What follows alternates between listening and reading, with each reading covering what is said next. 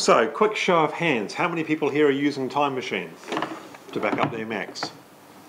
How many, okay, reverse the question, how many people are not using Time Machine to back up their Macs? 1, 2. And any particular reason why not? Well, I'm using Time. Okay, so you've got your alternative mechanism, and Anna, what about you? I just got everything in the cloud. Okay, so everything important is not actually on your computer. You wouldn't mind if you lost your computer because all the data is backed up online somewhere else. That's good. Okay, that's fine. So most people are using Time Machine because that's the main thing I wanted to concentrate on initially. My setup at the moment is I've got 3 drives that I'm backing up to my computer on using Time Machine. I was using this desktop sized 3.5-inch drive in an external enclosure in my office at work with another one at home, and I just had I plugged in one at home and one at work and just backed up one in the other. When my employment situation changed in a slightly complicated way because my company got taken over and I ended up in an office where I had to share it with less space. I couldn't fit that thing in my desk anymore, so now I have a physically smaller laptop-sized hard drive, which is actually more capacity than the desktop one because they keep getting bigger and bigger. So you can now get these, and definitely this is a 4 terabyte, and you can get them in 5 terabyte now as well, I think. So you can pack an awful lot of information onto a physically small hard drive, and they're not horrendously expensive. I think this one was $200-ish for a 4 terabyte, and I just waited until they were on special. I think did I buy that one from PB Tech? I can't quite remember now. PB Technology on Vivian Street, where Magnum Mac used to be. They often have sales on, selling all sorts of useful things on special, and one thing I bought from them recently, find the right bag. How much did you say?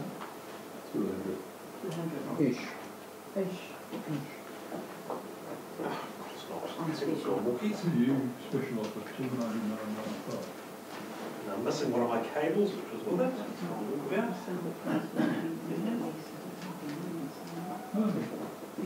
Oh.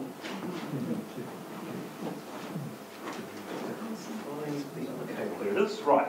One of the little gadgets I bought from them recently is this nice little beast, which is a Samsung solid state external drive. And that cost me about $200 for a 500 gig solid state drive. Normal price on that one was about $300, so it was discounted at 200. I think it cost me $230 or something like that. So it's a matter of timing. But if you compare the weight of them, a few people would like to just feel the weight, and obviously the capacity is smaller, but not for backups necessarily, but for data transfers. If I just pass those around briefly and you feel the weight of them, yeah, it's sorry. What about the quality? The quality? The weight. Feel the width. Yeah. If I just pass them on you to feel for the weight of them, just please don't drop the hard drive. And David, do they still have the slower input, or? Well, that's a solid state drive. It is as fast as you can possibly go for a hard drive. So if you're aware of hard drive physical interfaces, you may be aware of something called SATA, or serial ATA, is the standard hard drive interface that's typically used in computers. The fastest version of SATA goes at about 600 megabytes per second. That's the theoretical limit of it. Hard drives can get up to, if you're lucky, 150 megabytes per second of transfer rate. A solid state drive can get very, very close to 600. So that solid state drive is nearly 4 times faster than the maximum theoretical speed of that hard drive, and that's before you take into account that solid state drives don't have any seek delays. Because on a hard drive, the head's got to move back and forth, back and forth, and back and forth. So if you're dealing with data you want to access quickly, having a solid state drive means that you eliminate those delays due to the head moving.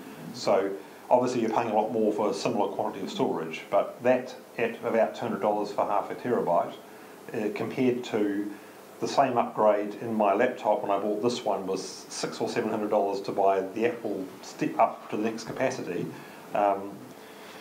It's definitely worth considering that sort of thing now, because that's a reasonably fast external storage option. It just plugs into a USB port. And if you're looking at that just while it's going past, you may notice it has a USB-C connector on it. They actually supplied it with both USB-C and USB-A cables, so you can plug it into an older machine or a new machine, whichever you've got. So that's quite nice. Sorry? It's a C, look. So that's USB-C there. Ah, it's big, yeah. No, that's USB-C. Yeah. That's USB-A. So that's the C2C cable, and that's the C2A cable. Yeah. So You get one of each. yeah, one of each. So and they came with different colour-coded little Velcro straps as well. So the new computers are using... Yes, the new MacBook Pros and the iMac has got them as well, the latest generation, but as an alternative because you can still use USB-A on the iMac. But all the new laptops since 2015 have only got those connectors on them. So having one of those cables to plug in, well actually that's to plug the drive into an older computer, but with that cable you just plug the drive into the newer computer directly. Can you show us the ends of them? Yep. The ones I have have a sort of squashed hollow end. Isn't mine USB-C? Yes. And the other one relating to that, which might be of interest to people, is this sort of flash drive that I bought a while ago, which is USB-A and USB-C. With a little slider on the side, so it locks both the connectors away and you just slide it out whichever way you want. So you can plug it into a new machine or into an old machine. And that's some SanDisk, they sell those, and they've bought a 32 gigabyte one. So if anybody wants to go a quick glance at that, but it's the same plugs as the 42 cables. So that's the 32 gig one, that cost me a bit over $30, I think. So I may have changed a bit in price. Was that from PB? No, I bought that one probably from a cent. From the internet? Off the internet, yeah, but they seem to be a bit hard to find. Some retailers aren't bothering to stock USB-C stuff, so it's a matter of shopping around to find people who are. PB Tech does stock some USB-C stuff, so it's handy if you've got a new machine. But I found that JB Hi-Fi, for example, are pretty much hopeless. They only got older stuff. They don't tend to have any USB-C products, but I think they're... So that'll change in a while? Well, yeah, I got the impression from other people telling me that JB Hi-Fis were actually losing stores because they're not making enough money, so it wouldn't surprise me if they're going down to Google gradually, so, and they're just not buying new products in because they don't want to increase their stocks when they haven't got room for anything else in the stores anyway. So they don't have very much variety. No, it's all... Yeah, they're gradually shrinking their music collection stuff. Right, we've got that back down here. It's just white or black. That's my correct cable. No, it's I think that's the line you want, isn't it? That's USB-C. Hopefully I'll get my cables back at some point.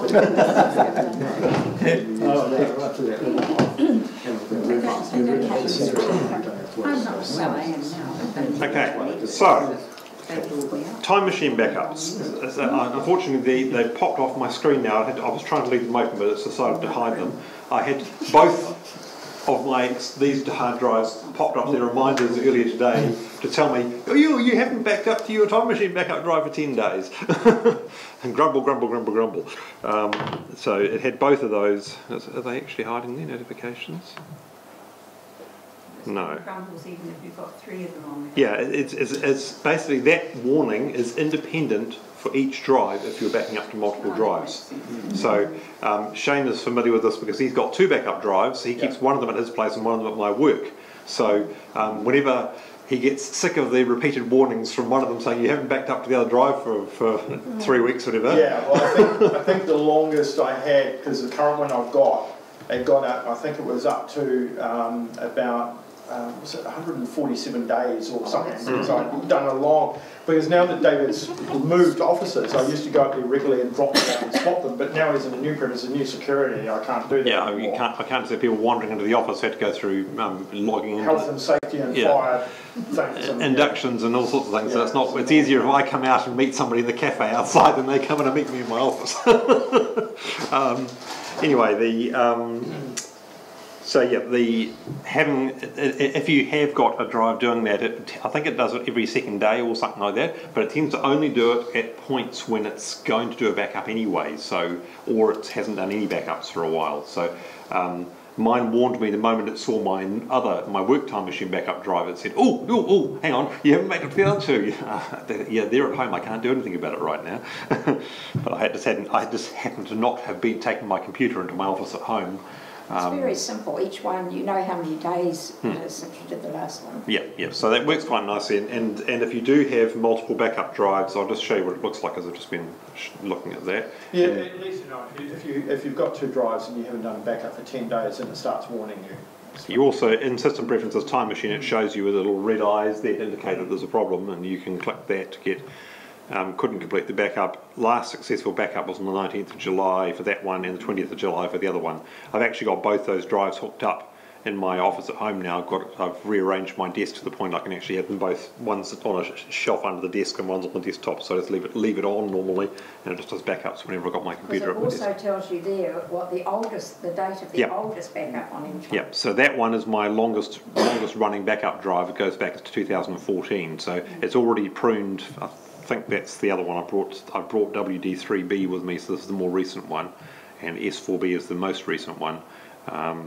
So they overlap somewhat, because you can see this started in March and that one goes up to July, and that one goes back to 2014, so they can all overlap. So if you have more than one backup drive, Time Machine uses whichever one it can see. So if there's only one of them currently available, it'll just back up to that one and start grumbling at you about the one it can't find. If you've got more than one drive available, it will alternate between them each time it does an hourly backup. So it backs up to drive A, then to drive B, then to drive A, then to drive B, then etc. So you end up with interleaved hourly backups on each drive. So your latest backup, if you're looking for a specific backup, might not be on the drive you expect it to be, because it could have been backing up to the other one. Are you saying you can have 2 of them plugged in at once? Yes, I can have 3. I've had 3 of them plugged in at once, so it works fine. I didn't dare, it was getting confusing. No, No, it does. it works fine. It's does in order. yep, and they can also be different sorts of drives. You don't have to be directly plugged in ones. They can be network drives, like in Robin's case, Time Capsule, which until I think it's been misbehaving, but Each stops and starts. yeah. My personal experience with Time Capsules or other network backups is they tend to eventually stop working reliably, and you have to start again.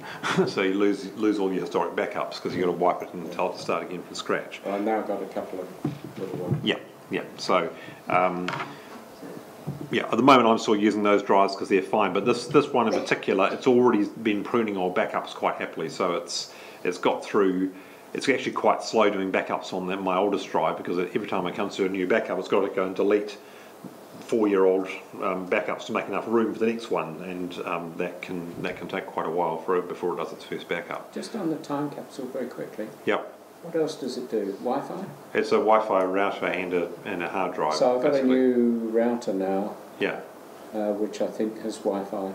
Does Yeah. Wi-Fi. So do I need the Time Capsule? Not if you're not doing it using it for backups. No, you can probably I'm leaving decommission it on because it's doing it most of the time. Right. And every so often it goes off and I wake it up again. Yeah, of course, Apple has discontinued their entire airport product line, so the Time Capsule is no longer available unless you find somebody who's still got old stock. Okay. So you can't replace them anymore. Seems like the new modems that you get have Wi-Fi. That's pretty common these days. Yeah. Whereas the older one didn't. I don't know exactly why Apple decided to discontinue all their airport products, but I think it's just other things are getting good enough now that Apple doesn't really see the need for them to continue filling the gap, because back when they started doing airport products, there was no decent third-party solutions, and they're all but random and very hard to configure, but they've tended to be getting better over the years. They're still not ideal, but Time Machine and Time Capsule, when it first came out, was brilliant. Yeah. I've got one of them sitting in my drawer that belonged to somebody else, so but it's an older model. David, can I check something you said a moment ago about once it's full, the next backup is slow. It is just that first time you do it. Well, basically, Time Machine works on the basis of. Mine took nearly 7 hours. Yeah. And I don't want it to keep on doing that. No. You say Well, that once it's done, the first backup will always take a long time because it's backing up everything on the computer. The second and subsequent backups only back up what's changed. No, but if it's having to keep on deleting the oldest, if the disk is full, does that mean that every backup from then on is going to be slow? Not every backup, because typically what will happen is it will delete several of them leaving a fair amount of space, Oh, and indeed. then it will fill up again, and then it will have to go and delete another few old ones, so it'll do it in I was bursts. surprised it deleted 4 years worth at one go. Yeah, because it depends. There's another factor is that I've observed that Time Machine, if you don't back up regularly, like at least once a week or preferably more often than that, it gets into a state where it can't actually, there's actually some information the computer retains to keep track of what's changed on the main drive, and that has a limited size. If you let it go too long between backups, it loses enough historical information from that log so that when it next comes to a backup, it's got to do a complete scan of your internal drive and the external drive, work out what's missing, what's changed and so on, and then do a full backup again.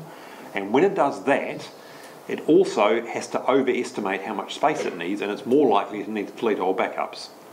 So I found that I had a large chunk of old backups deleted because I wasn't regularly backing up to one of my drives, and that happened because I hadn't backed up to that drive for long enough, in the order of a week or more, that it no longer had retained the recent history, so it had to assume the worst case. You have to swap them around every week, though. If you're Well, the week depends on lots of factors, because it's actually a number of changes on your drive that's the limiting factor. So it depends on really how fast data is changing. Also, it varies depending on the file system. If you're using a Mac running High Sierra, which has a solid state drive, and it's using the new APFS file system as a result, it's got a far more robust mechanism for working out what's changed, and it doesn't actually need to go through that whole keeping a log of what's changed. It's only older operating systems or Macs with hard drives or fusion drives running High Sierra that are still running the old file system. Those ones still need the old method. The new method is actually a hell of a lot better, because it can just say, right, freeze the hard drive right now, I'm going to back up that state, and you can keep working quite happily, and it knows what everything was in at that particular point. So that works nicely. This business of it deleting something from the early part of the record, what does that do to your photo collection? Does it? Well, all it's doing is it's deleting timeline references to what was on your computer at a particular point in time. Yeah. It doesn't do anything to your photo collection, because your photo collection is accumulating more and more photos. Yeah. So if you imagine what's happening, you start out with an empty photo library back in 2014, for argument's sake. You keep importing new photos. Every month your photo library is getting bigger and bigger. Yeah. The oldest backups of your photo libraries will be what it looked like back in 2014. The newest ones are what it looked like now. So when it deletes the oldest backups, it's deleting a nearly empty photo library. But all the later copies still have all the photos that were at that point in time. They're included in the... Yeah, because each backup is a full copy of what's on your computer at that point in time. Yeah. So it's only backing up what's changed, Just but it also, an old backup. each backup has references to all the unchanged stuff. So when it deletes an old backup, it only deletes the stuff that was unique to that backup, not anything which is still there later. So all the files, basically, as long as you've got at least one backup on the Time Machine backup drive, it's still got a backup of everything at that point in time. So I have seen cases where it can get, one thing I have particularly run into, that issue I mentioned where it can't work out what's changed, so it has to go and work it all out again. In some cases, it thinks it needs to back up everything. And when that happens, some people have run into a problem when they've actually found that their backup drive is not big enough. Your backup drive must be more than double the capacity of your source drive, at least the amount you're ever going to use. So for example, if you have a 1 terabyte drive and you're never going to fill it up beyond 500 gig, it's the 500 gig point which is critical. If, however, you've got a 1 terabyte drive that's 90% full, then it's effectively treated as 1 terabyte. Your backup drive must be more than double the size of your source drive, or you might find a situation where Time Machine has to delete all but one backup and still thinks it needs more space and can't do a backup because it's got not enough space to do the entire backup again. So I recommend as a reasonable minimum 3 times the maximum used capacity of your source drive as your Time Machine drive capacity. So this is a 1 terabyte, that's 3, that's 4. So 3 is my minimum that I'm setting for myself in terms of the capacity for my backup drives, given a 1 terabyte source drive that it's occasionally been close to full. I'm normally below 90%, but sometimes I've been above that. So having a bigger backup drive than that sort of recommended minimum effectively gives you more history. But it varies a lot depending on the amount of data which is changing on your source drive, because the bigger the files are that are changing, the more old stuff that it has to churn through to make space for it. So if you are working with very large files which are frequently changing or that sort of thing, and they're getting backed up with Time Machine, that's going to churn through your backup drive a lot quicker than if you are gradually accumulating stuff that doesn't change very often and you're adding small files to it. That will take a lot longer to fill up. In my case, I've got 4 years of history quite happily on a drive which is only 3 times bigger than my source drive. So, however, I should mention I have excluded some very big things deliberately. In my options, I've actually turned off a bunch of things in here which I didn't want backed up to my Time Machine backup drives. For example, I had temporary copies of files that belonged to some of my clients on my internal drive because I needed to rescue them for somebody, and my own computer was the only one that was handy, so I copied them onto my computer. I didn't want those being backed up to my Time Machine backups because I didn't want to keep copies of them, so I deliberately excluded them.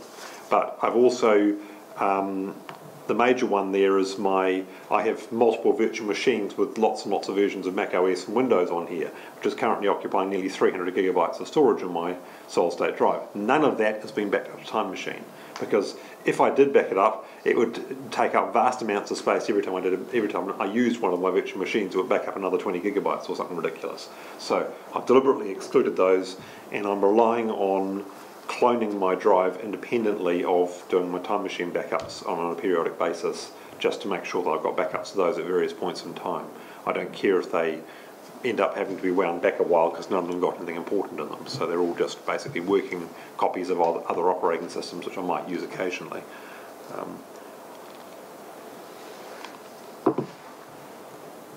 Okay, so just to point out where it goes, if you currently have one Time Machine backup drive and you want to add another one, this interface changes a bit once you've got at least 2 drives. So this is what it looks like when you've got 2 or 3 drives. I've got 3. There is an add or remove backup disk item which appears at the bottom of the list. If I choose that, I can select one of my existing drives and I have the option of removing it, or I can pick another drive which is accessible, which I don't have any usable ones right now, and add it. If you currently have one drive set up, it changes it slightly, so it just has a select disk button, and when you choose select disk, you can pick another drive and you have a choice of whether to replace your current backup drive or add it. And if you choose add, it means you're adding a second drive that you're going to do another whole set of backups on. If you choose replace, it means forget my old backup drive completely, start a new one, which occasionally you might want to do. I've gone through, this is at least my third or fourth Time Machine drive. My older ones, when they got full, I just stuck them away and got a bigger one. And in most cases, I copied the old one to the new one just so I had my history on it. But I haven't always done that, and I discovered there was a technical problem doing that last time I tried. So I eventually gave up on the idea of trying to start with a big backup, clone it, and then use both of them. That did not work. So how would you retrieve it in that case from the? Well, as long as I've copied it and I'm just using the same one drive again, I can still recover it from this one. But you can actually, if you want to recover a file from a Time Machine backup, there is in the Time Machine menu. You normally see backup now and enter Time Machine commands. Enter Time Machine is where you go into the sort of the outer spacey looking view where you get to pick which folder you're looking at and go back in time and choose files. If you hold down the Option key, you get Browse Other Backup Disks, and that will actually look at any Time Machine backup disk that's connected. So if you have an older one that you're no longer using, you can plug it into your computer, choose Browse Other Backup Disks, and use the same Time Machine user interface to go through it and look at what's on there. So that's a useful one to know about.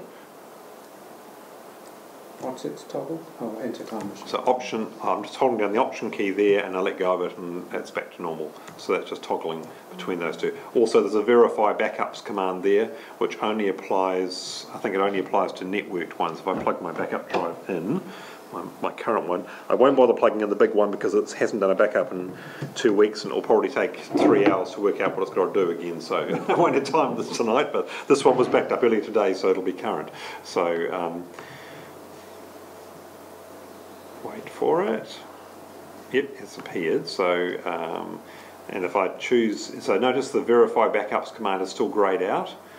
that's because that command only applies to networked backups. So if you have a time capsule or something like that, which is storing backups, that actually goes and does a sort of a verify that the file system on the backup is actually valid, and it takes an awfully long time to do it. So I've never bothered with those for my own backups, so I never needed to do all of that. There we go. Now it's doing its automatic backup, so I'll let it carry on with that. Okay. Anybody have any general questions on Time Machine or anything particular they'd like to know about? Peter, yep. Assuming somebody's pinched your computer but left your Time Machine disk. Which is not a good assumption, yes. No, but you've managed to put it aside. Yep. When you get your new computer, can you just plug it back into the... Yes. Yes. When you... there's a slight trick to it. If you want to do a restore individual files from Time Machine, you use the normal Enter Time Machine interface and just pick them from in there. But if you want to restore everything that's on a Time Machine backup drive and basically replace what's on your main drive, or there's two different approaches actually. If you want to do a complete restore and overwrite everything that's on there, which may or may not be appropriate in the case of getting a new computer, but let's assume for argument's sake that's what you want to do. What you do is you boot the new computer from its recovery partition, and that's normally done by holding down the R key or Command R or something like that at startup. And when you're in the recovery menu, it has options including disk utility, reinstall the operating system, and restore from Time Machine backup. And that lets you pick any Time Machine backup drive that's currently connected to the computer. It gives you a list of all the Time Machine backups that are on there, and it lets you pick which one you want. And I assume if there's more than one computer being backed up to it, it will let you pick which computer you're backing up, you want to restore from as well.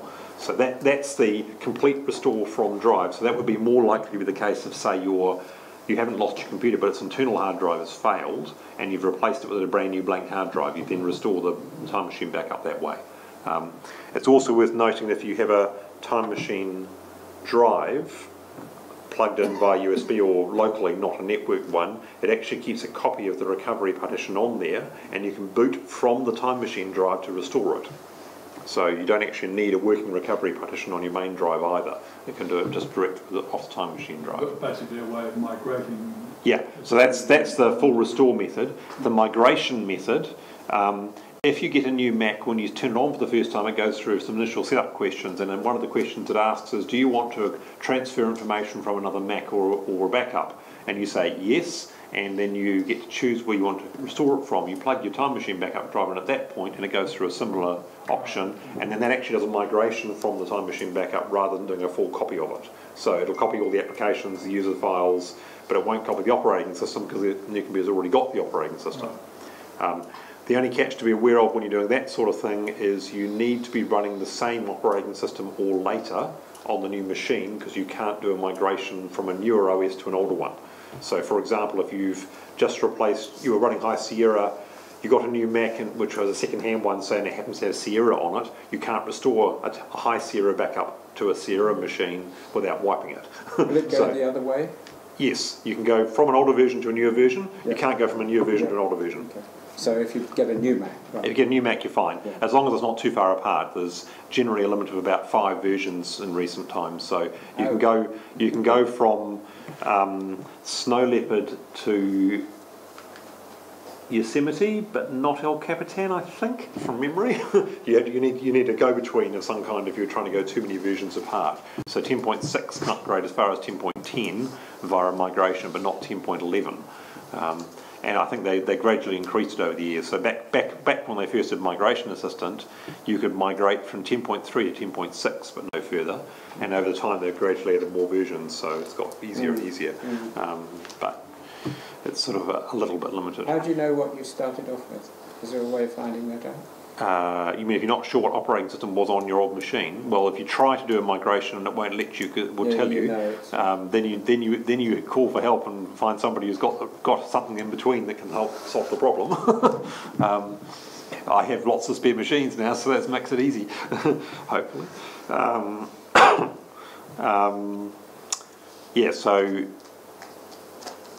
If you were running Snow Leopard or Leopard, they don't have recovery volumes, for example, so you can't boot from their Time Machine backup drive, so you can't find out from them what the story was. It's lying. 2009 must be further back than that. Yeah, well, 2000. You can also possibly tell from the age of the machine, because if you know which year it was or month, preferably, you bought it, that will narrow down the operating system it came with, which sets a lower bound on what it might be at least. So you may or may not have upgraded it beyond that point. So I have most of that information sitting in my head. So it's quick answer if you have any questions about that sort of thing. And for those times when I don't have it in my head, there is a very convenient reference program I use called Mac Tracker, which has got information about every Mac model ever made, and I've set up a whole lot of pre-canned searches for trying to work out characteristics of various machines that match certain rules and things, so it's quite handy as a quick reference for finding things. So in this case I was trying to find some information for one of our members who wants to replace a battery in an old iMac, so I had to try and find details about what it was exactly, so yeah. Okay, so further Time Machine related questions. David, when you're running Time Machine, as you I think you're doing now, yeah, there's no indication anywhere that anything's ticking over. There is. There used to be the spinning indicator used to be there. Apple got rid of it because it actually caused performance hit to have the animated graphic on the menu bar, so they replaced it with a double-headed arrow instead. So if this is in the middle of doing a backup, it shows two arrows like that. So instead of having just a single arrow, it has a second one just underneath it. It only shows you that while it's doing the actual backup, not while it's doing the prepare backup or the cleaning up bits or things like that. So you only see the part of the process, but it's not animated. If you want to, you can also get from Time Machine Preferences, it actually has some progress information in there as well if you open that window. So that's telling you it's a whole progress bar, and you can stop it there as well. So it's yeah. Tells you exactly when you are. So that's useful information. Now, one Time Machine related thing I was going to briefly talk about was Rex had a problem with a probably corrupted numbers spreadsheet that suddenly started asking for a password which he'd never set. And my theory was that this file somehow got corrupted by some random event, and as a result it was no longer usable. So I was suggesting restoring that file from Time Machine. So as an example of that, let me find something not on my desktop. Let's find something innocuous, such as, let's say I've accidentally made a mistake and I've corrupted the last copy of Capital Apple. So I'm going to deliberately take a copy of the file. I'll just call that back up to remind me, and I'm going to do something horrible to this file.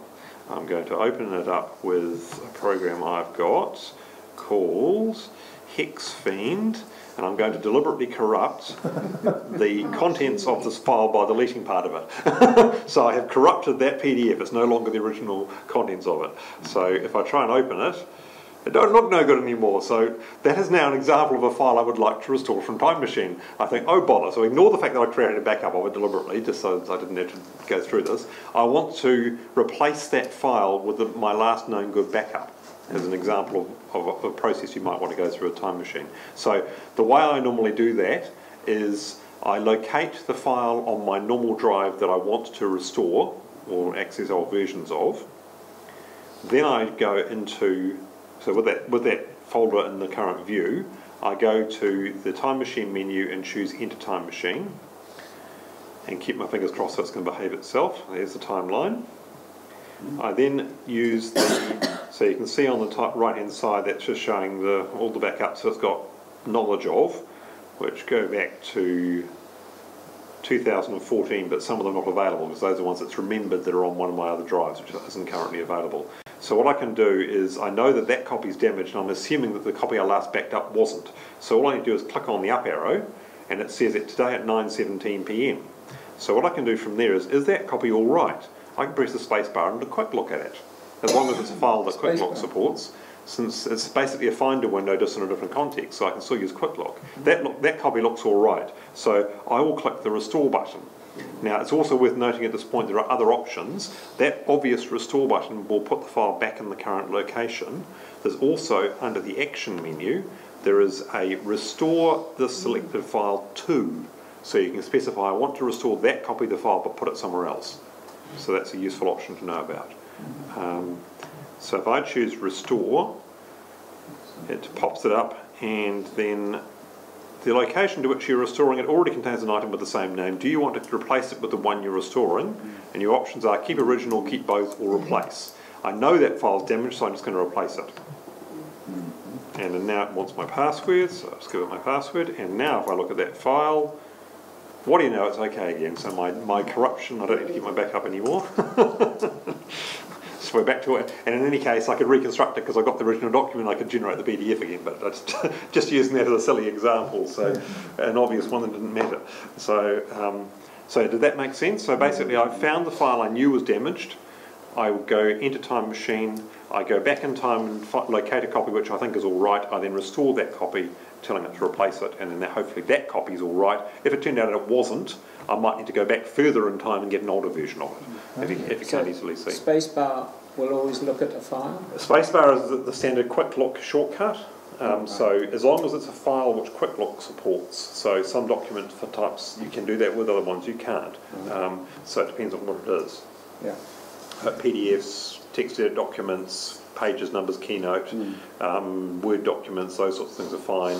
JPEGs, anything of that nature. So that's sort of brief summary of restoring a single file from Time Machine.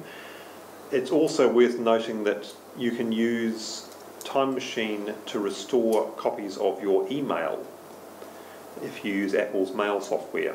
Mail has actually got a built-in interface for Time Machine, which you can go back in time and restore an older copy of, say, your inbox at an earlier point in time, if you've accidentally deleted a whole bunch of messages or it's got corrupted or something like that. I've only done this once that I vaguely remember, and it wasn't for myself, it was for somebody else. It ends up treating it like an import. You pick what you want to restore, you tell it to restore it, and it adds a new folder with a copy of everything at that point in time.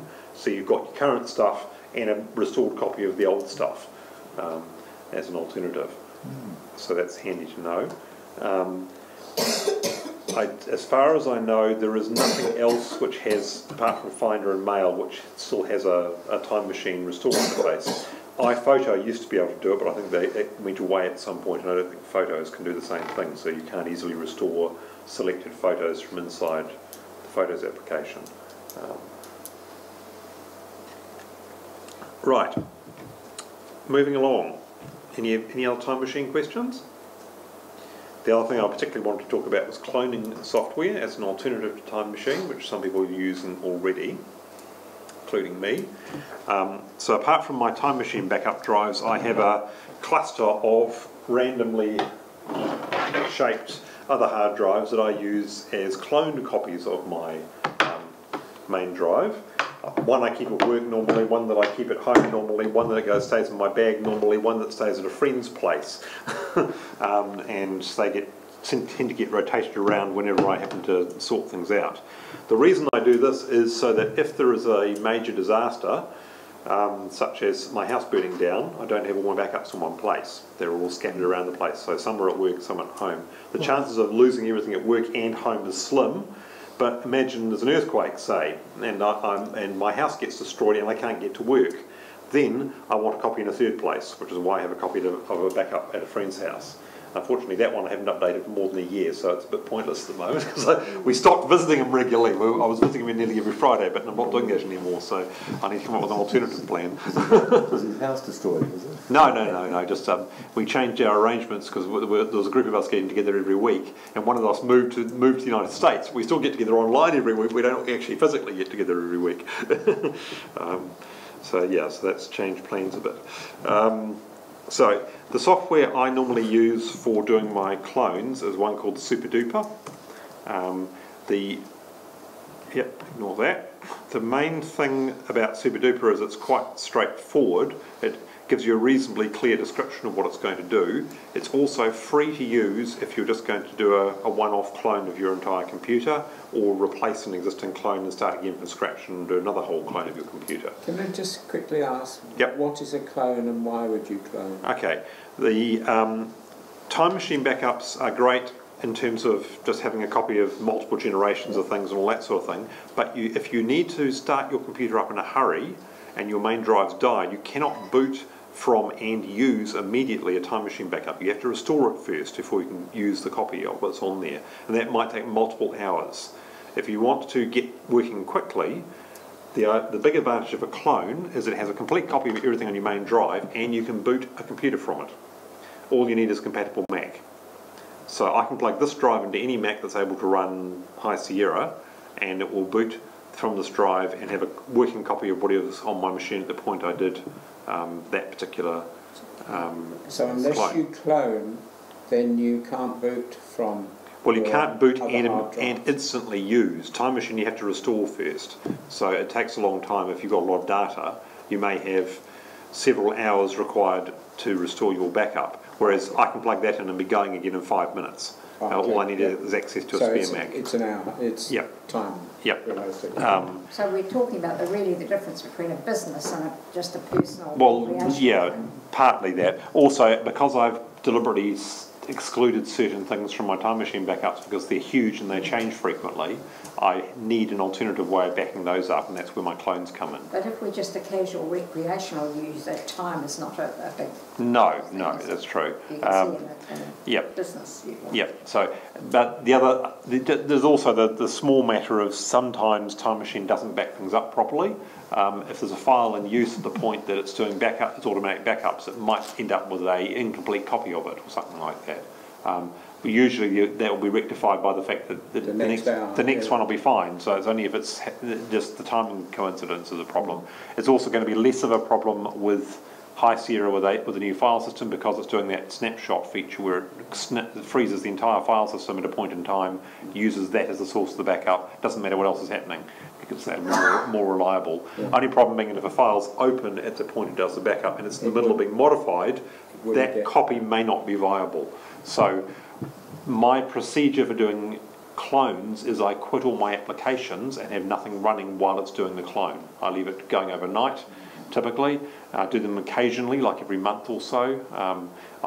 My usual trick is when Apple releases a major software update, like a minor version of the operating system or a security update, before I install it, I make sure I've updated one of my clones. So that also means I've got a restore point. In effect, I can go back to that point in time by restoring my old backup if something goes wrong after the minor update. Never has, but that's also a useful technique when you're doing major operating system upgrades. Because I have a set of these that I rotate around for doing my normal backups. I also have one that I keep indefinitely, which has a complete clone of my computer running the previous operating system, and the one before that, and the one before that, and the one before that. I've got about 5 of them now. So if necessary, I can boot from one of those older hard drives and be running the older operating system as at that point in time, which I have occasionally needed because I've discovered 3 months after I upgraded that suddenly something I didn't realise wasn't working properly. I need to run the old operating system again to get that working temporarily, so I boot from my clone, use that temporarily, and then work around the problem again. So sometimes, and some people I know just have one of these that whenever they upgrade, they just do a clone beforehand, keep that, and then that just sits around for ages. It acts as an extra backup, and then when they upgrade again a year later, they just replace that with a new one. So it just acts as an extra backup. You just keep buying more hard drives. I keep buying more hard drives, so I've accumulated more and more of So them. you'll have a library of clones. So how many clones can you get on one hard drive? Well, that's a question of how you set it up. Normally what I do is I have the clones are the same capacity as my internal drive. So I'm currently on a 1 terabyte internal, so these are all 1 terabyte externals. Right. So that's a 1-to-1 ratio. If I wanted to, I could have a 2 terabyte external and have it partitioned and put a clone in one partition and a clone in the other partition. That does not count as 2 separate backups because they're on the same physical drive. If the drive fails, they're both gone, but it can be useful for things like archival copies at points in time, that sort of thing. So, yeah, it's basically just an alternative way of working. Is just a backup with a startup? With it, yeah, What but do you call it? it's also a single backup, not a multi-generational Yes, yes. one as well, unless you have multiple drives. But so. it also is able to boot. Yep. Yep. So that's and you can right. restore it as well if you need to and everything like that. So, and the other technique I use clones for is if I wanted to test a new operating system. I clone my main drive, then upgrade the clone and test that, see what works and what doesn't. I don't need to fiddle with my main drive, I fiddle with the clone, and then I can throw the whole thing away and start again and wipe it and go back to the So beginning. you can't make a clone unless you have something like SuperDuper. Yes, you can actually do it with disk utility, but its terminology is so confusing that I don't recommend it. It uses the term restore, but it's restore whichever way you're going, and it just doesn't make any sense. It's confusing as anything. SuperDuper is the reasonably simple one, and it's free for basic use. One thing I have found a use for recently is that I had a drive I was trying to copy which had a bad sector on it. SuperDuper stopped as soon as it hit the bad sector. I'm not going to finish copying this because I can't make a reliable clone of it. I'm not going to let you do it. Carbon Copy Cloner said, yep, there's an error in that file, but I'll keep going and copying everything else and just tell you about the one file I couldn't copy, which was actually quite handy because I didn't actually care about the one file because it was a temporary file anyway. So that's a small advantage of Carbon Copy Cloner, as long as you're aware of the fact that it may not be a fully full copy of it. The other catch with Carbon Copy Cloner is it's more expensive and periodically you have to pay for an upgrade. I've had to upgrade it twice, I think, since I bought it. So.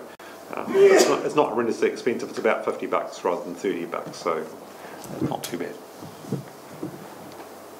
Sorry, what was the other one called? SuperDuper. SuperDuper. So SuperDuper comes from a website called shirtpocket.com, shirt-pocket. And you can download it for free and try it anyway. Carbon Copy Cloner's got a 30-day free trial, so you can try that as well. So that's visible, shirt-pocket.com, and Carbon Copy Cloner is from bombitch.com.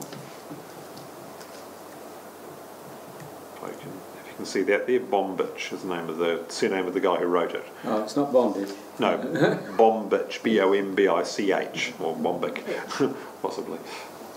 David, there was a third thing you were doing, and that was internalising other OS versions within the same computer. Using, in my case, VMware Fusion. So there must be an advantage of doing that, otherwise you'd just be using your clones. No, well the advantage of doing this is I can run them simultaneously. So this gives me the ability to run another Mac operating system at the same time as my main one without having to have two computers in front of me. Or without having to reboot.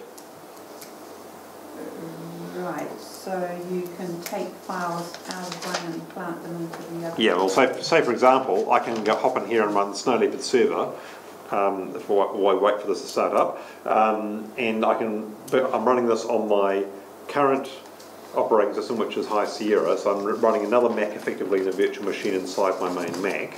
This is running an older operating system, Snow Leopard, and because it's running an older operating system, I can run older applications. So in my Snow Leopard, I have got AppleWorks. So if I need to access any AppleWorks documents, I can actually run AppleWorks on my current Mac. Okay, but if it was a clone, Oh, it's got the old could you do that? graphics as well. If you had a clone of Snow Leopard attached to your computer? No, I couldn't boot it. This machine can't run Snow Leopard, it's too new. I can run a virtual machine with Snow Leopard, I can't physically run Snow Leopard on this computer because this machine can't run anything older than Mavericks at 10.9. So it can't reboot. So these older ones that you're cloning eventually are going to become They'll become useless on a newer Mac. They will still work on the machine that created them because it can run that operating system. So you need a spare old machine. This is why I have old Macs. I've got old Macs too, but I just wondered if this was... He's got a library of old Macs. I have a actually set up and working, I have a 1997 Power Mac which can run Mac OS 7.6.1 all the way up to 9.1, and it's still occasionally needed for rescuing files off Mac OS 9 and off floppy disks and things like that. I have a Power Mac G4 which is normally running 10.4 but sometimes runs 10.5. I've got them both on there, and it can run Mac OS 9.2.2. I have a 2009 Mac Mini which is currently running Snow Leopard. I have a spare 2009 Mac Mini which is currently running El Capitan, but I can chop and change. I've got a 2007 one which now can fill the gap for the Intel one, so if necessary I can run Intel, Tiger or Leopard, and other machines like the other laptop can run Snow Leopard and later. So I've got like 4 Macs that can run Snow Leopard, so I'm well covered in that area. But yeah, so this is very occasionally useful for running old stuff. But the main thing I use it for is to refresh my memory if I'm helping somebody with an older operating system, because I can just quickly run the old operating system and see, oh that's right, Apple changed how software update worked as of 10.8. Prior to that it was a separate little application, after that it was in App Store, that sort of thing. So I can look up details, and if I'm trying to point somebody in the direction of a user interface feature, I can just go and run the operating system directly and look at it. At some point I'm going to have to start deleting them because I can't keep accumulating more and more of them. And apart from anything else, it appears that it may not be possible to run Mojave in a virtual machine because it requires Metal, the graphics engine, and the virtual machine doesn't support that. So right now I've got 10.5, which I barely ever use, 10.6, which I use reasonably often, don't hardly use 10.7, I might need 10.8 for one thing, I might need 10.9 for one thing, I probably don't need 10.10 anymore, but that sort of thing, so I'll probably end up pruning them down a bit and having fewer of them, or storing some of them on here and taking them off my internal drive. So when you're Mojave, some of these, even although they're already on your machine, may not work. No, they'll still work. The question is, at some point I'm going to run out of disk space, because each of these is about 30 gigabytes. So it all adds up. But I also have a working copy of Windows XP, which I actually used today at work, and Windows 7 ditto. I needed to test some software which ran on Windows XP, and we not only do not have any Windows XP machines, we're not allowed to, if we had one, we're not allowed it on the network because of security concerns. It's too old. But we still have customers who are running Windows XP, so I still have a Windows XP virtual machine that I can use to test software. Make sure it still works. Yeah, so that's... How far do your Apple customers go back? People I'm supporting, I know one person who's still running 10.4. I can't run that in a virtual machine because it's too old. I think he's actually using a mixture of about 10.10 and 10.4. But most people I'm helping are probably using at least Sierra. There's a few on El Capitan because they've got older models that can't run any higher. I know a few people who are still running Snow Leopard, so I still need to support that occasionally. Why don't they upgrade? Well, in some cases, they're running software which cannot run on a later operating system. AppleWorks being a prime example in one case I can think of. They don't want to switch to a new word processor. AppleWorks will not run on anything newer than Snow Leopard, therefore they can't upgrade beyond Snow Leopard. There have been occasional things that's affected in every version. So Snow Leopard is one of the major stopping points for old software. El Capitan is another version that can't run any later because the computer can't run anything higher in some cases. High Sierra is the next one of those because there are some models that can't upgrade beyond High Sierra. That's right. But we're now getting to the point where Apple is dropping support for a bunch of 32-bit applications on Intel Macs. So that means that High Sierra is the last version that will officially run 32-bit applications without compromise. 10.14 will run them, but with as yet unspecified complications. 10.15 will not run those applications at all. So, for example, if you need to run the old version of Pages, Numbers and Keynote, that's the iWork 09 versions, because they're a lot more capable than the later ones, they do not work will not work in 2 operating system versions from now. They might work in the version after the current one, but in my experience they are already experiencing problems in the current version because they haven't been updated for 5 years. They're very old. So the print issue problems now. Sorry, I had 3 conversations going on there. What was that, Margaret? Sorry, I was just wondering about readability of the old files with the new pages and...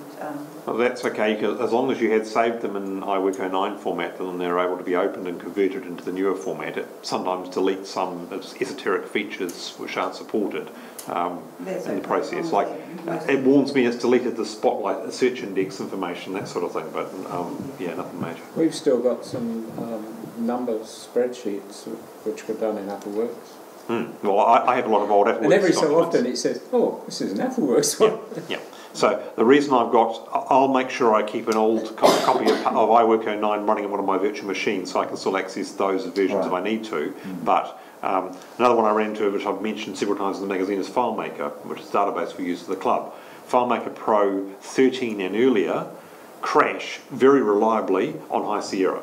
They just die, and when you do some things on them. So if you're using an older version of the database, then it's dead. And the club's database was running in FileMaker Pro version 11, so Shane couldn't upgrade to High Sierra because he had to run the database. I was able to work around it because I was able to, each time Shane sent me a copy, I upgraded the database to a newer version, I could run the newer version. So, but until I actually upgraded the file and modified it and got to a point where it was working properly, which we luckily found a quick and easy way to do, I then gave Shane a copy and he immediately upgraded his operating system. So you run into that sort of problem where some applications just simply don't work anymore if they're too old, so you have to at some point replace the application. Peter? David, if I wanted to make a backup copy of my photo library, would I be best to do all this or just export them onto another drive? Depends on what you want to do with the backup. If you've got a time machine backup, that gives you a way to restore your photo library again. Okay. If you have a clone, it means there's a full copy of the photo library that can be accessed from another Mac easily. You can't do that quite as easily with a time machine backup. So you just plug the drive into another Mac and open that library using the photos. If you export them, it then decouples it from the Photos application as well. So then that set of copies can be loaded into anything else, not just Apple's Photos application. Because the Photos library is a whopping great, huge, internally structured, messy thing that you should not be fiddling around inside of if you're trying to pull the files out of it. So you basically, if you have a copy of your Photos library, as a Photos library, you have to run Photos again, and it's got to be the same operating system or newer because the older versions won't handle the newer versions and that sort of thing. So it's really a question of what your intended workflow is with that copy, but exporting them all is probably a reasonable option if you want to sort of have a easily accessible archival copy, but then maintaining that is a pain because you then got to either re-export everything or work out what's changed and export just that stuff or something. Or you take it and do it by date, by year. Yeah, as long as you're not going and modifying photos, because then you've got to remember to export the modified ones as well. So, yeah. But how do you interface that with the fact that you've got everything put up in the cloud?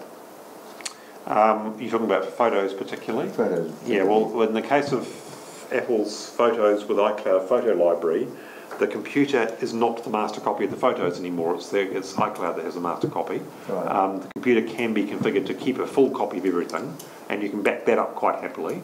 And if you restore it, I think it would replace the master copy of the library in effect with what you just restored. So that should be reasonably clean. But I never had to resort to that since I switched to using the photo library on iCloud.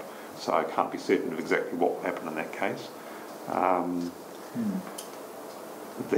Excuse me.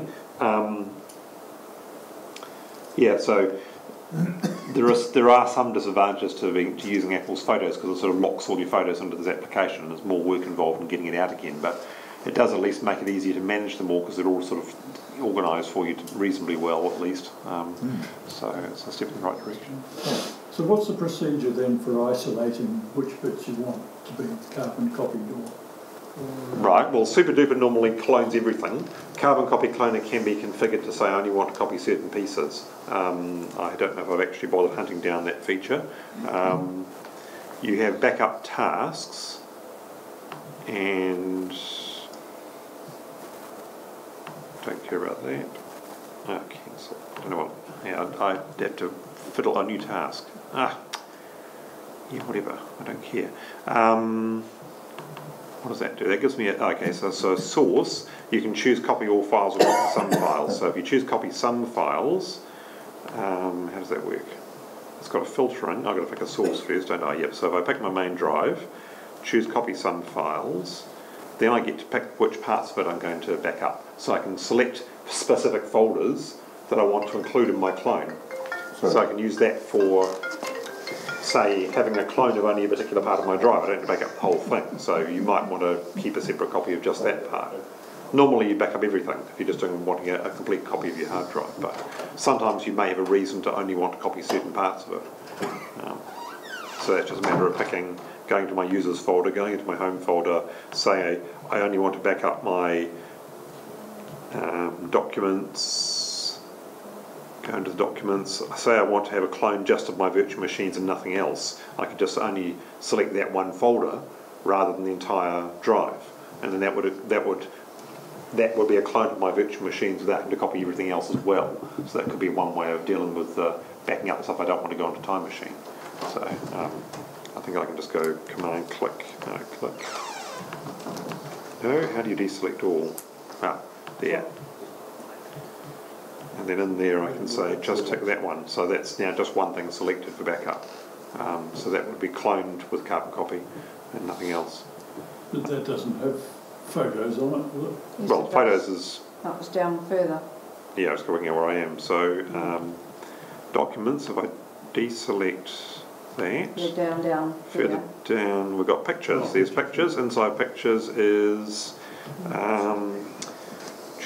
Photos Library, it should be. Photos Library, there it is. So I could back up just the Photos Library. Yes, you've got one of those too, the boss. Just that one using Carbon Copy Cloner, but you don't even need to do that. You can just copy it in Finder. As long as Photos is not running, you can come into Finder, go into your Home folder, go into your Pictures folder, and there is a Photos library there, and you just copy that whole folder, which is only 60 gigabytes, so it's going to take a while, and copy that to a different drive, and that will then give you a one-off manual copy of your Photos library. Just do it at a point when the Photos application is not running, so it isn't going to be modifying it. And what if we've got more than one photo library? Well, you just copy them all using Finder if you happen to manually switch between them. There is also the topic of cloud backups, which I haven't got to yet, but we're running out of time. So, What does that say? Yeah. at the moment, I'd say we're at a point where some people have probably got a fast enough internet connection to make it feasible, but you probably don't want to back up your entire computer to the cloud, only important files. So, documents, pictures, that sort of thing, maybe.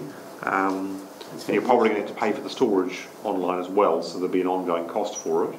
But there are some software options out there. There's one I've been keeping my eye on but haven't actually used yet called ARQ, which is it's a backup program for the Mac that can back up to a whole bunch of different cloud providers.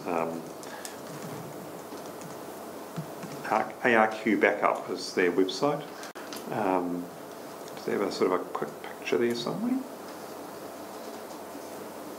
It's a one-off purchase per computer. I think it's about $50 or something like that. Features.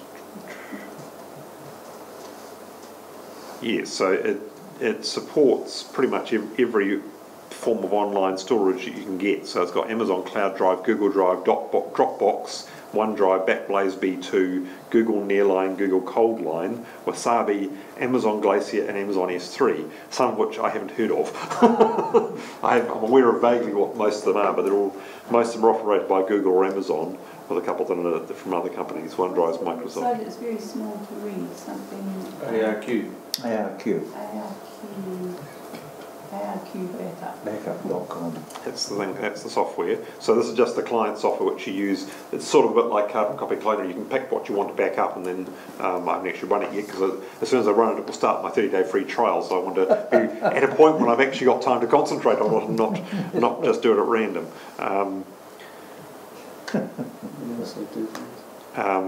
And some of these services, like this gives you a sort of how much you get for a paid account. Sometimes, for example, if you subscribe to Microsoft Office 365, they give you a 1 terabyte OneDrive storage as part of it. You could actually use that as an online backup and not have to pay any more for it. So if you're already subscribing to Office 365, you've got a terabyte of online storage. iCloud is not horrendously expensive. It doesn't support iCloud as a destination. But some of these, let me see, Backblaze or Wasabi are about half a US cent per gigabyte per month. So if you want to back up, say, 100 gigabytes, that'll cost you 50 cents US per month. If you want to back up a terabyte, it's $5 US per month. So it starts to add up if you're backing up a lot of data, which is why I'm thinking probably best to back up your important files online and not everything. Apart from anything else, it'll take a long time to download it all again if you need to restore stuff. So it's more of a, think of it as an alternative backup option, not a only backup option.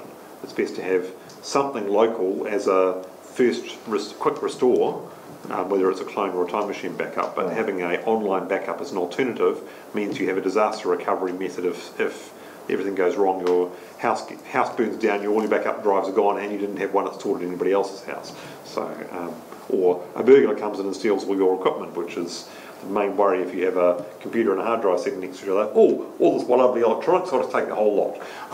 So you lose your backup and your original. So cloud backups are a convenient way of protecting yourself from that sort of risk as well. But all the various clouds will show up on your favourites, as it were, in the Finder window. Not necessarily. These Dropbox, for example, it's normally configured as a synchronized folder that goes in your home folder or in your desktop or something like that, but it can be tweaked to only copy certain things. And I can see iCloud. Yeah, but like Google Drive typically works that way as well. I don't use OneDrive, so I'm not sure how that shows up. But these other ones, Backblaze, I use Backblaze to keep the archival copies of Capital Apple for the club, and that is actually not a normal file system. It's basically a data dump. You run software which is able to copy stuff onto it, and then you can provide a web link to it, but you can't directly mount it as file storage. So it does not appear in Finder.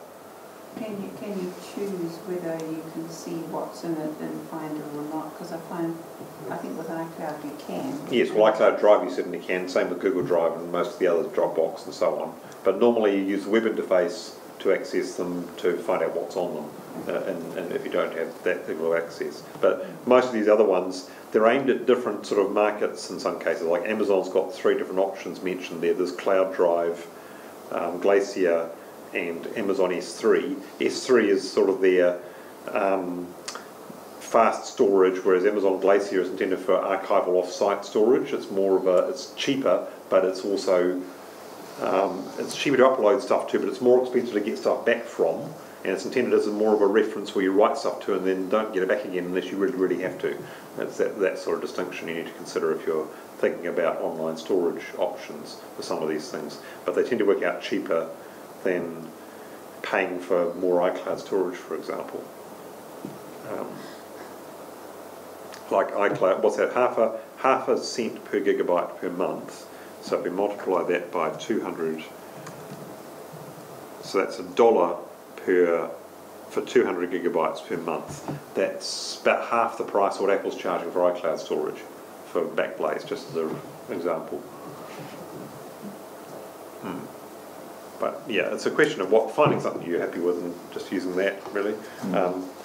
Some of the other software can talk directly to cloud services. That's just one I'm just interested in as a possibility if I'm going to start using cloud backups. I'm waiting also until I get a faster internet connection. I'm currently on a moderately fast but not particularly fast connection. Once I go to fibre or something similar, then it'll be more practical. You were going to talk about iPad and iPhone. Oh yeah, the very short version of that, as we're pushing time, iCloud is the easy way, a very easy way of backing up iPhones and iPads. Where's my adapter gone? So, it's on the floor. Fell on the floor, thank you. Cheers, cool. There, that's the one. If I dig out my phone, which is the only one I'm regularly using to do backups, which needs backups, then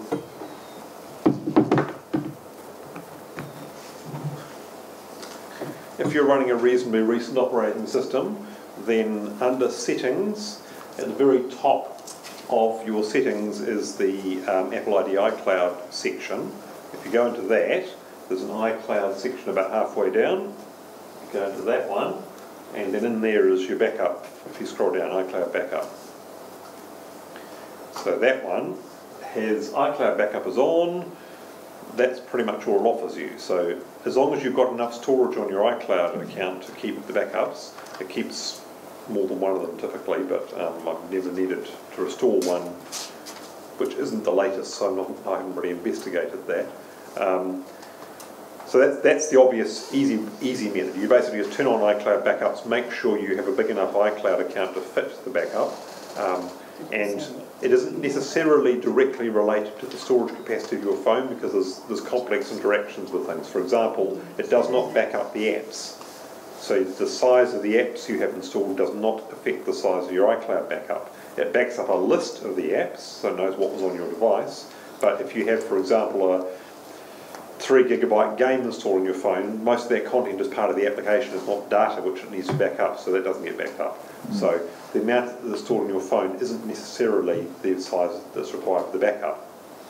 There is a section, if I can remember where they've hidden it. Yes, that's right. If you look at, again within the iCloud section, if you go into Manage Storage, this will show you what's currently on your iCloud, how it's organised. And within that, so it's telling me I've got a fairly large chunk of photos, 51 gigabytes of photos, then the next biggest one is 4 gigabytes of backups.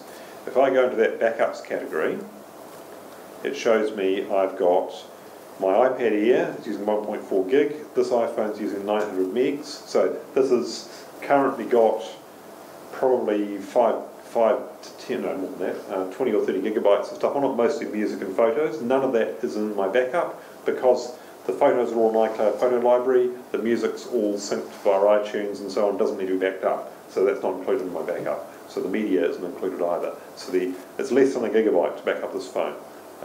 My previous iPhone has got even less stuff on there, slightly less, and my iPad Pro is comparable, so they're all similar sorts of sizes. I could just get away with a 5 gig account by the looks of it still if I needed to, if I wasn't using it for other stuff.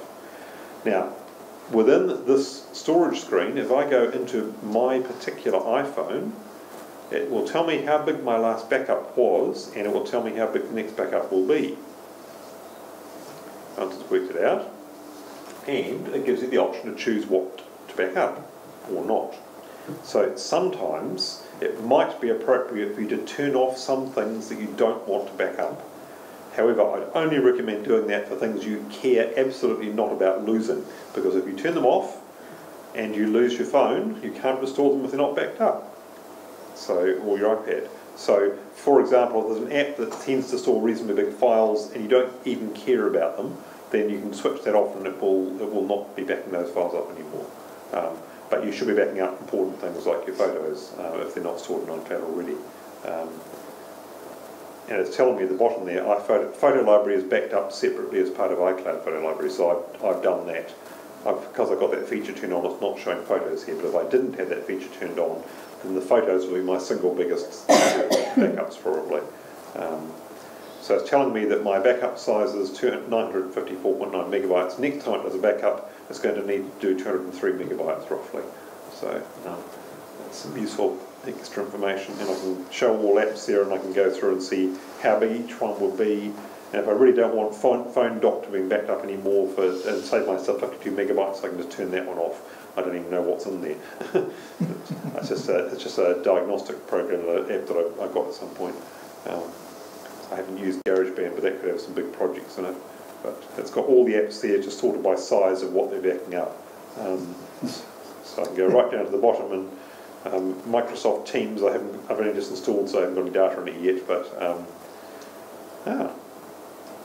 and there's a game that my brother wrote that I've just deleted. It's kept the data on the phone, even though I deleted the app, because the app's no longer available in the App Store, and it hadn't copied it onto this iPhone, so I couldn't play it anymore. So, but it's actually retained the data, it's noticed. So interesting. Okay, so just to refresh your memory quickly, iCloud backups, the rule is that it does it automatically, at least on a daily basis, if your device is plugged into power and on Wi-Fi, and the screen's off. So you basically leave it plugging in overnight, it will back it up overnight. Don't you think about it.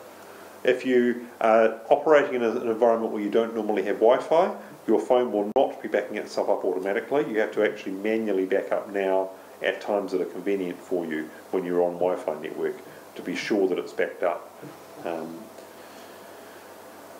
Any questions on that as a general concept? Paying for more iCloud storage might be needed in some cases. Hopefully Apple will at some point increase the limits, but that's September is the next time they might do that. We don't know yet. They have occasionally, like they've reduced the prices of the extra tiers. They haven't yet ever increased the base 5 gigabyte amount, which I find irritating, because if you have multiple devices, I think they should give you 5 gigabytes per device at least, rather than just 5 gigabytes. It's ludicrous. But is it like backing up to Time Machine or cloning backing up an iPhone,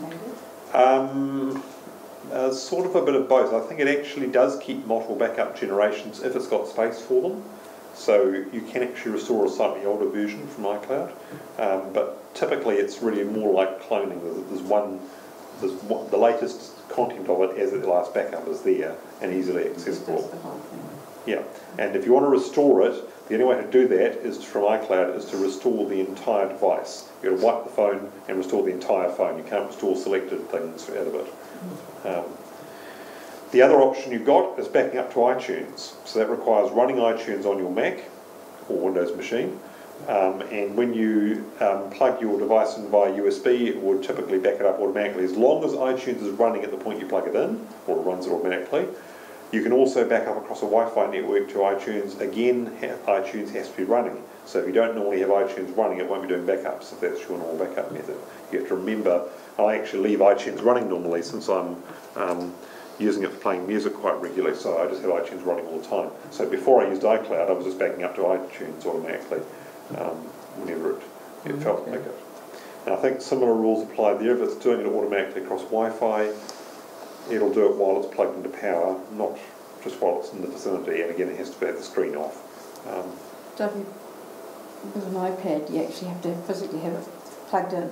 If you're not using iCloud to back it up, then you need to either plug it into a computer using USB, the computer's running iTunes, or once you've turned on the Wi-Fi backup option, then it will be able to back up over a Wi-Fi network as long as they're both on the same Wi-Fi network. So there's an extra setting you have to turn on iTunes for that. I'll show you that briefly. If I go back to the computer.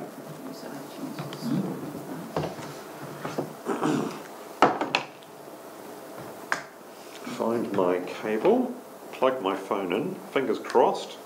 It'll behave itself. I don't know why it's on the store. Let's go out of the store. Well, where does an iTunes backup end up on your computer? Yeah, I'll come back to that in a second. So if I click on my phone, it's not being backed up to my computer at the moment, but if I wanted to, I could manually back it up now.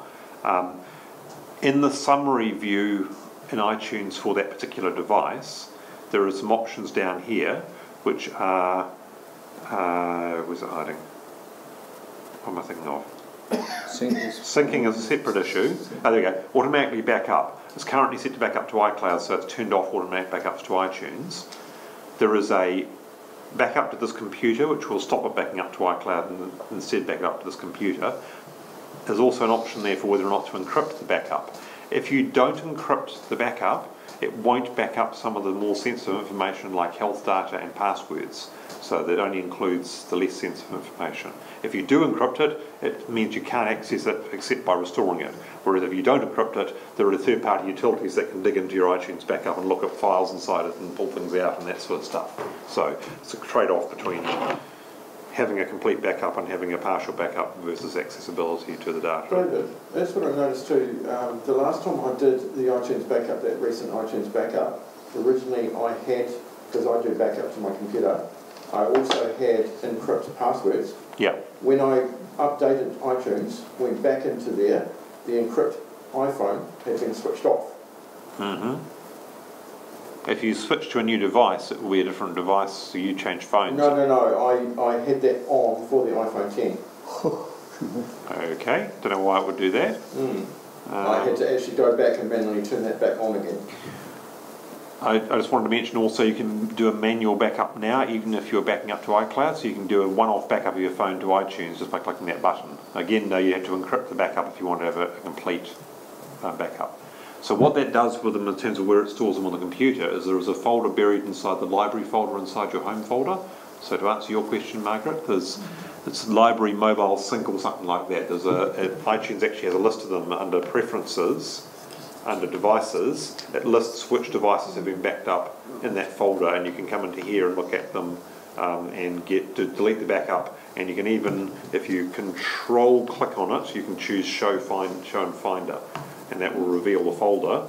They're all named by a very long string of digits, so you can't tell from looking at the folder which one's which. There's actually another one there.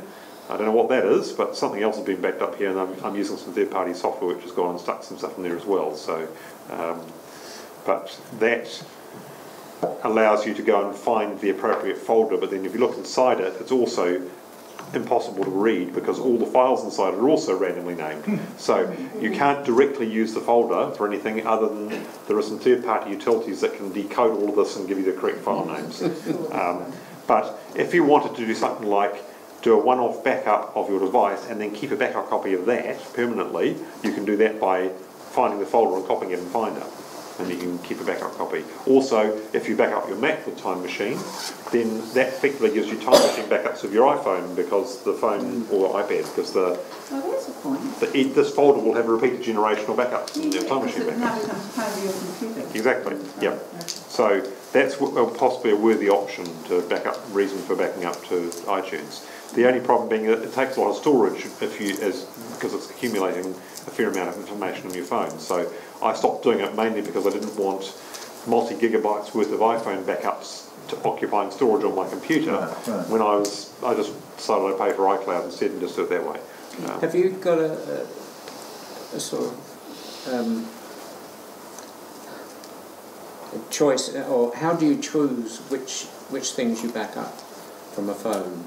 That's the setting, at least for iCloud backups, you can control it, but that screen I was just showing you before. If you go into manage storage on the device itself, you can go into the backups and turn off backups by application, but you can't back up individual files, you only specify entire apps. So it's just by application? Yeah, so the data managed by that application will or won't be backed up. Yeah. That's all the control you've got. Or major categories, you can turn off your music library or your photos or that sort of thing as well. I don't think you have that control over backing up to iTunes. It always backs up everything, except for the question of whether it's backing up the health data and the passwords, depending on whether or not it's encrypted. Okay. It's important to note, if you do encrypt your iPhone backup, don't forget your password, because if you do, you can't restore it, and it's encrypted. So there's no possibility of getting it back again. So make sure you don't forget your backup password for that one. You can write it down, quote unquote, by saving in the keychain, which helps, which means this computer knows it as long as it's unlocked and you don't lose your keychain. So, yeah. Now, there was an option I was trying... Oh, Wi-Fi, there it is. Sync with this phone over Wi-Fi. That's the option I was thinking of for you, Natalie. Normally when you plug your iPad or iPhone into the computer, if you're running iTunes, it will start syncing. If you turn that option on, then iTunes can also sync over the same local Wi-Fi network with your device without you having to physically plug it into the computer. So you just plug it into power, for example, and it will do a sync in the background. But you still have to be running iTunes to do that, because it won't start up automatically. And that's only for syncing as well? And backing up as well. It'll do backup over the Wi-Fi network. Oh, will it? Yeah, that doesn't say so there, but it does cover both. Oh, okay, so sync means sync and backup in that case. Okay. If I grab which one was it? iPod Touch 5 or something. 5. That's actually an out-of-date name, so I'm not sure which one it is.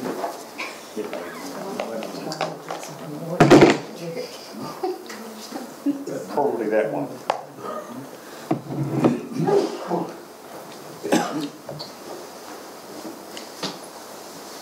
Oh, it's cold. Hasn't been in my pocket, so it's metal, cold metal.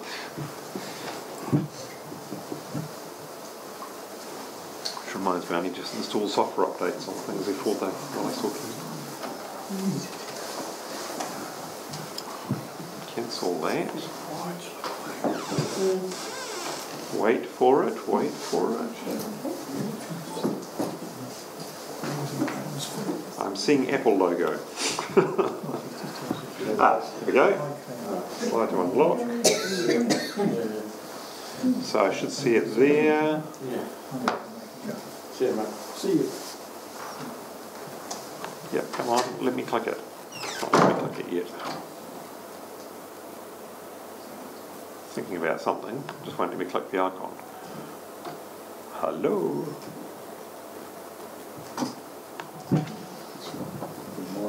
back again and plug it back in again. See if that brings it back. Grayed out. Not very helpful. Thank you, iTunes.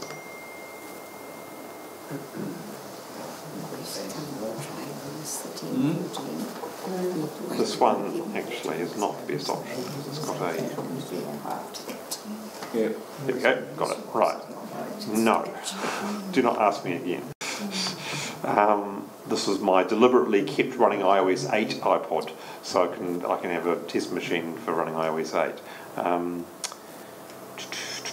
I want to go to the iPod Touch, not that one, that one.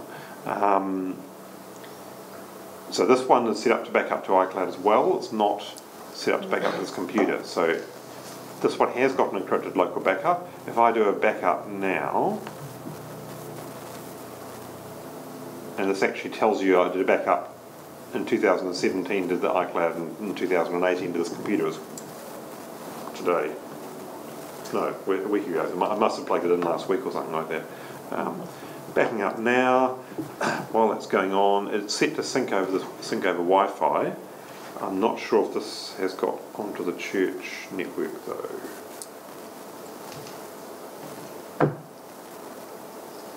No, I don't remember the password, so it's going to be a bit hard to work out. I'll have to dig it out from wherever I've written it down. So it's probably too hard to demonstrate right now, but in theory, if I joined them all onto the same Wi-Fi network, then I could demonstrate the syncing process was working over Wi-Fi, just a bit slower, that's all. So, but you can take my word for it that it works reasonably well because I've relied on it for many years before I was using iCloud. Okay. Okay. No last requests? No. No? Good. Thank you, folks. Thank you very much. Thanks, David.